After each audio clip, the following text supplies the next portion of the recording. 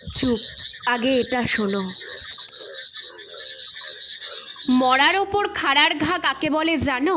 চলো দেখাই। রোজ তো তোমরা ভিডিওতে আমার গল্প শোনো, তবে আজ একটা অন্য মানুষের গল্প শোনাবো। মানুষটার যখন 17 বছর বয়স, তখন থেকেই সে সংসারের দায়িত্ব নিয়েছে। রোদ জল ঝড় সব কিছু উপেক্ষা করে বটবৃক্ষের মতো আমাদের সবার মাথার ওপরে আছে।